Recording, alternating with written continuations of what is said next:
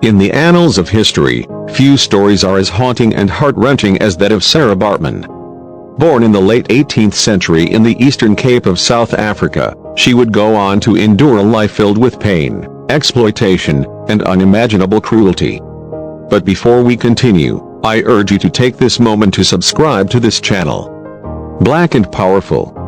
This means the world to us, as your likes, comments and shares will go a long way to support and enable us reach out to other people. Thank you so much for subscribing. Let's continue with the video. The tale of Saartjie Baartman is one that serves as a stark reminder of the dark depths to which human beings can descend in their quest for entertainment and profit. In 1810, Saartjie Baartman's life took an abrupt and tragic turn when she was lured away from her homeland and transported to Europe. Her unique physical attributes, notably her large buttocks and distinct features, were exploited as the basis for a macabre exhibition. Sarah's journey across the ocean marked the beginning of a life that would be forever marred by the ruthless exploitation of her body. Upon her arrival in Europe, Saartjie Baartman found herself thrust into the world of freak shows and circuses. These spectacles, often billed as exotic curiosities, were a popular form of entertainment during the 19th century. Audiences were drawn to the bizarre and the abnormal, and Sarah, with her unique physique, became an unwitting star in this grotesque theater of exploitation. Sarah's exhibition was a grotesque spectacle that dehumanized her in the most demeaning manner. She was paraded in front of audiences, who gawked at her as if she were a creature from another planet. Her humanity was stripped away, reduced to nothing more than the sum of her physical features. It was a grim reminder of the depths to which colonialism, racism, and objectification could stoop. The exploitation of Saartjie Baartman was not a solitary incident but rather a reflection of the prevailing attitudes of the time. Her exhibition was sanctioned and profited from by those in power, both in Europe and South Africa. Her suffering was exacerbated by the complicity of a society that was all too willing to accept and perpetuate the dehumanization of a young woman who had been stolen from her homeland. For years, Saartjie Baartman's life was a never-ending cycle of humiliation and abuse.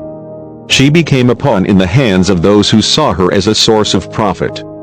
Despite her pleas for freedom and dignity, her cries fell on deaf ears.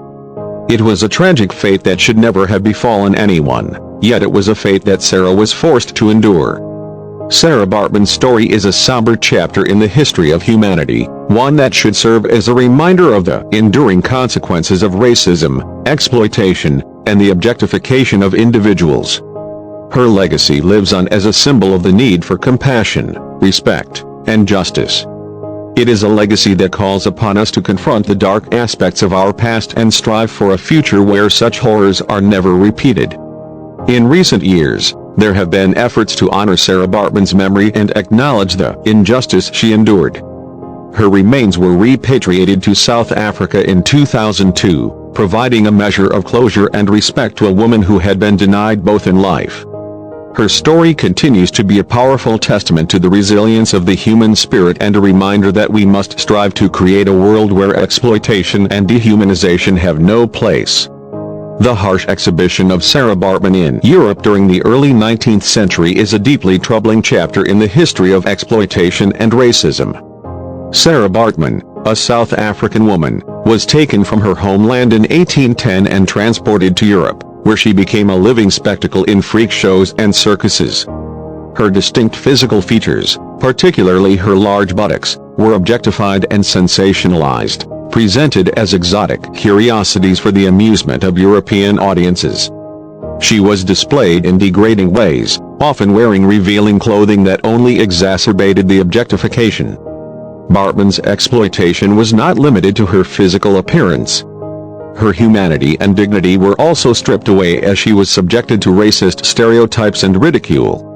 This exhibition of Saartjie Baartman serves as a painful reminder of the historical exploitation and dehumanization of black individuals by colonial powers. It highlights the need to acknowledge and confront the deep-seated racism and discrimination that persists to this day. Saartjie Baartman's story is a stark illustration of the inhumanity that can arise when people are reduced to mere objects of entertainment and curiosity, and it underscores the importance of respecting the dignity and humanity of all individuals, regardless of their race or physical characteristics. Sarah Baartman's tragic story serves as a poignant example of the dehumanizing and objectifying treatment she endured at the hands of European audiences during the 19th century. Baartman, a South African woman, was cruelly reduced to a spectacle, stripped of her dignity, and exploited for the amusement of those who saw her.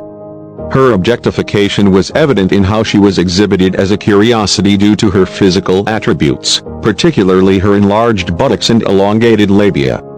These features, which were perfectly normal for her Khoikhoi ethnicity, were sensationalized and turned into objects of fascination. Baartman was made to feel like a mere curiosity, a source of amusement, and a subject of scientific curiosity. This objectification went hand in hand with the rampant racism of the era.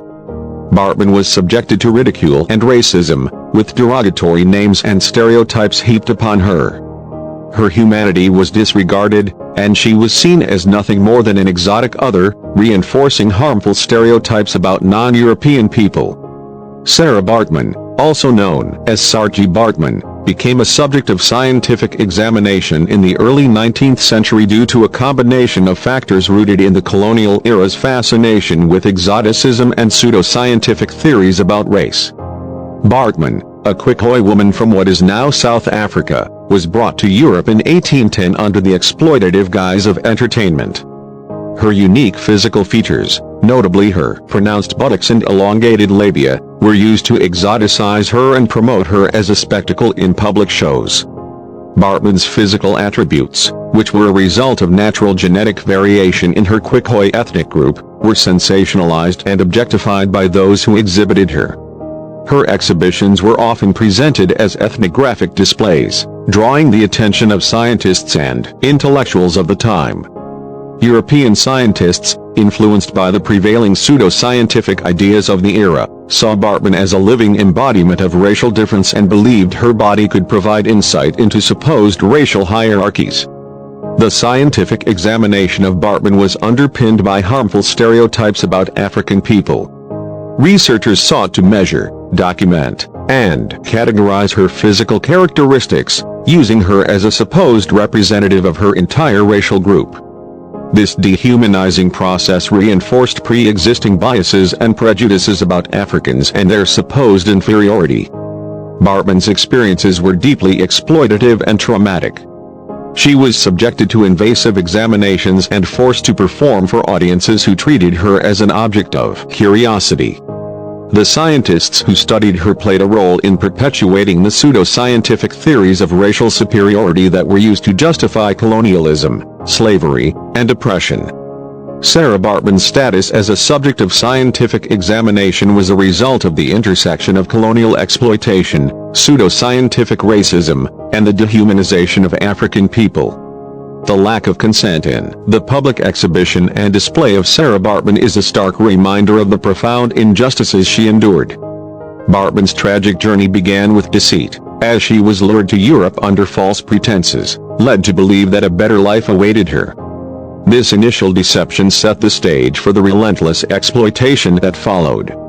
Baartman's lack of informed consent is a haunting testament to the dehumanizing attitudes prevalent during that era. She was exhibited as a curiosity, subjected to objectification, and treated as a spectacle for the amusement of European audiences. Her autonomy was stripped away, as she had no say in how her own body and identity were exploited. This egregious violation of Baartman's autonomy highlights the need for ethical considerations and informed consent in any form of public display or exhibition. Her story serves as a powerful example of the consequences of disregarding an individual's agency and dignity. It's a reminder that we must never repeat the mistakes of the past, and we should strive for a world where consent, respect, and human rights are paramount in all aspects of life. Sarah Baartman's tragic story did not come to an end with her death in 1815. Instead, her exploitation continued in a deeply disturbing manner. Even in death, she was denied dignity and respect.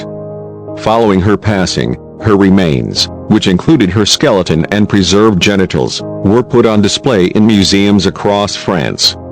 This macabre exhibition perpetuated the degrading treatment she had endured throughout her life, turning her into an object of curiosity rather than acknowledging her humanity. The continued display of Saartjie Baartman's remains serves as a haunting reminder of the injustices she suffered and the dehumanizing exploitation she endured during her lifetime. Saartjie Baartman's story is indeed a tragic and deeply troubling chapter in history. Her posthumous exploitation and the display of her remains in museums were shameful examples of how racial prejudice and objectification have been perpetuated. It's essential to remember her story as a stark reminder of the injustices and dehumanization faced by individuals like her, and to work towards a more inclusive and respectful world where such practices are firmly rejected.